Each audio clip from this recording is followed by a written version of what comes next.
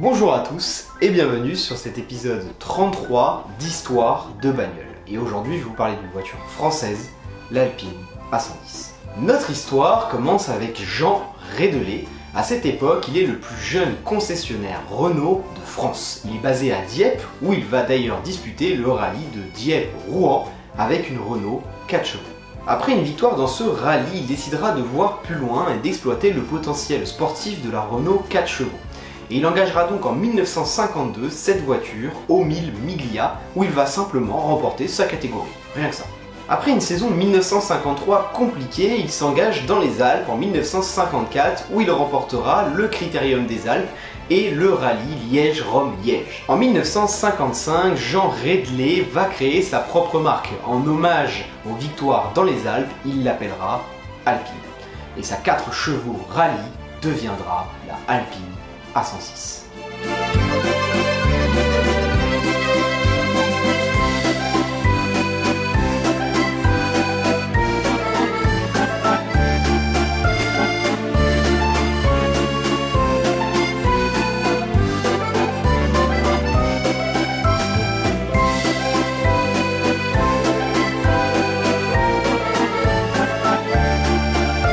En 1956 sort la Renault Dauphine qui doit remplacer la Renault 4 chevaux. D'ailleurs pour l'anecdote elle s'appelle Dauphine puisque la 4 chevaux est à l'époque la reine des ventes et donc voilà, c'est la Dauphine puisqu'elle doit remplacer la 4 chevaux, elle doit réussir à faire mieux que la 4 chevaux. C'est alors le moment pour Alpine de créer une nouvelle version rallye sur base cette fois-ci de la Dauphine. Et donc en 1957, Alpine présente la Alpine A108.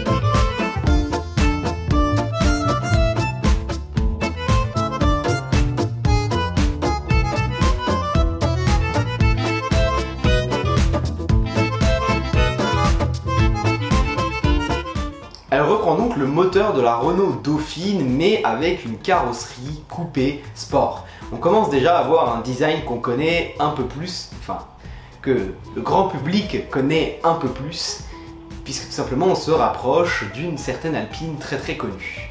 Mais il faudra attendre 1962 pour que cette fameuse Alpine sorte. Il s'agit de l'Alpine A110.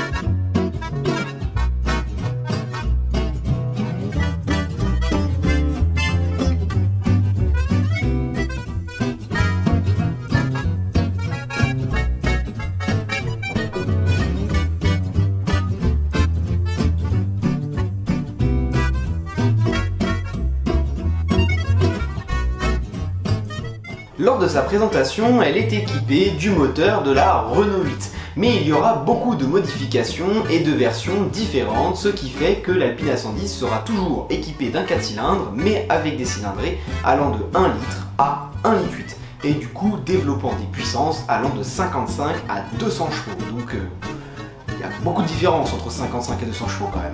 Elle va complètement écraser la compétition en France, notamment avec plusieurs titres de champion de France. En 1971, elle va remporter beaucoup d'épreuves en Europe et être considérée comme la voiture la plus performante de rallye, malgré des adversaires de poids comme la Porsche 911. Elle remporte alors son premier titre de championne d'Europe. En 1973, après le rachat complet d'Alpine par Renault, elle sera sacrée championne du monde des rallyes. Et puis bah voilà, hein, là il n'y a plus grand chose à rajouter, champion du monde des rallyes. Bon. En 1974, malheureusement, elle sera dépassée par la Lancia Stratos, première voiture à avoir été créée spécifiquement pour le rallye. Normalement, on crée une voiture de route et puis on la modifie pour faire du rallye. À partir de ces années-là, à partir de la Stratos, on va commencer à faire la stratégie inverse. On va créer une voiture pour le rallye et on va en dériver une voiture de route. Ce qui fait qu'on va avoir des voitures beaucoup plus performantes, beaucoup plus adaptées aux courses de rallye. Et malheureusement, la Alpine ne fera pas le poids aux courses. La Stratos, j'en ai déjà parlé dans une précédente vidéo, si ça t'intéresse, il y a le lien en description, n'hésite pas à aller voir. Malgré les succès en baisse, l'Alpine continuera d'être produite jusqu'en 1977, et puis ce sera la fin de la A110. Spoiler, c'est faux.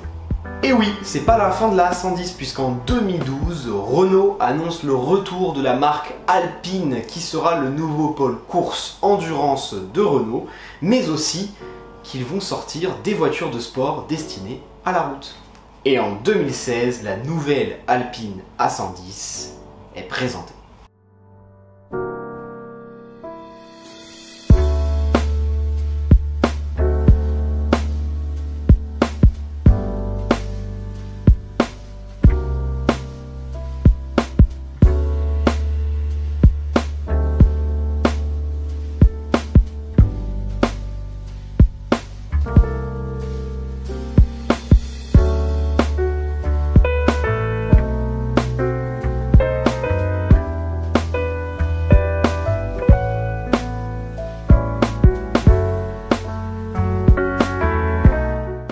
Elle est équipée d'un 4 cylindres qui développe 252 chevaux. C'est pas mal. Le design reprend très bien celui de l'ancienne Alpine A110, mais il a été très habilement modernisé. Franchement, au niveau design, pour moi, il n'y a rien à dire. C'est une Alpine A110, il n'y a pas de problème. Cependant, beaucoup vont la critiquer pour ses finitions qui laissent à désirer. Et il est vrai que sur une voiture de sport, c'est un peu triste de se retrouver avec une clé de Renault Scénic. Ouais, ils l'ont fait. C'est vrai que bon, vous auriez pu faire un effort Renault, hein, là-dessus quand même, bon. Mais je pense quand même personnellement qu'il faut prendre en compte le fait qu'il ne s'agit pas d'une voiture à 200 000 euros, mais bien d'une petite sportive à 50 000 euros, et que du coup, bah, c'est pas si mal pour ce prix. En 2019, l'Alpine A110S est présentée.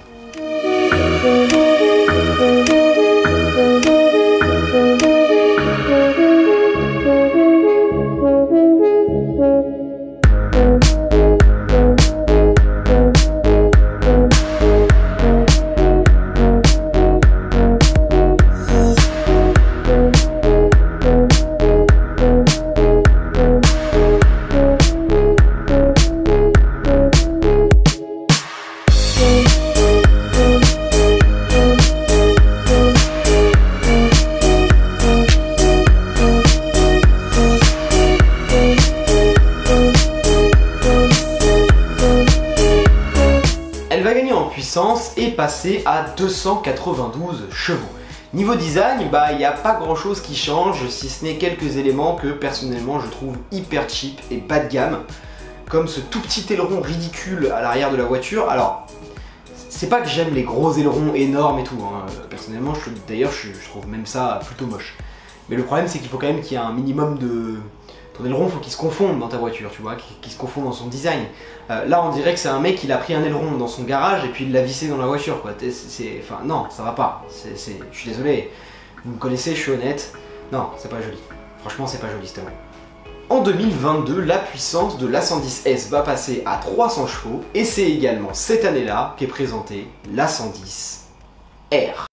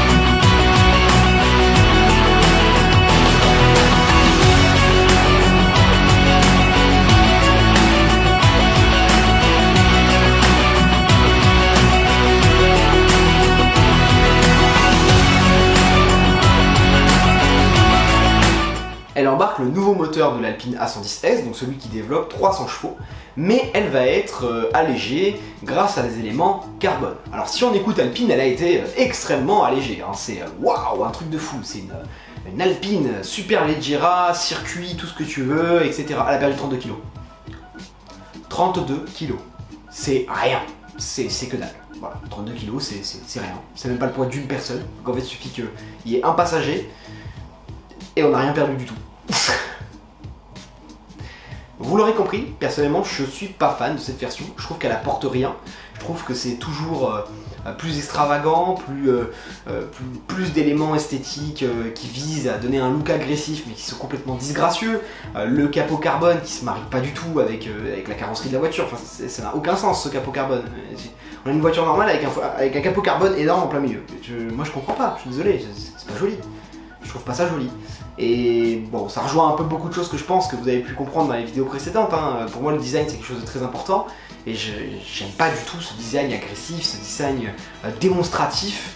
Si on prend par exemple les voitures les plus extraordinaires qui existent, hein, les plus performantes du monde, donc les Bugatti Chiron, les Koenigsegg Agera, les trucs comme ça, vous verrez jamais un capot carbone au milieu d'une carrosserie d'une couleur. Bah non, ils font pas ça, c'est moche.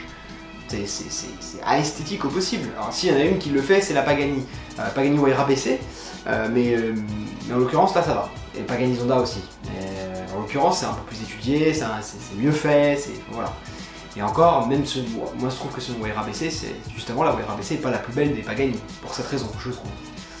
Mais voilà, globalement, on peut faire gracieux et sportif.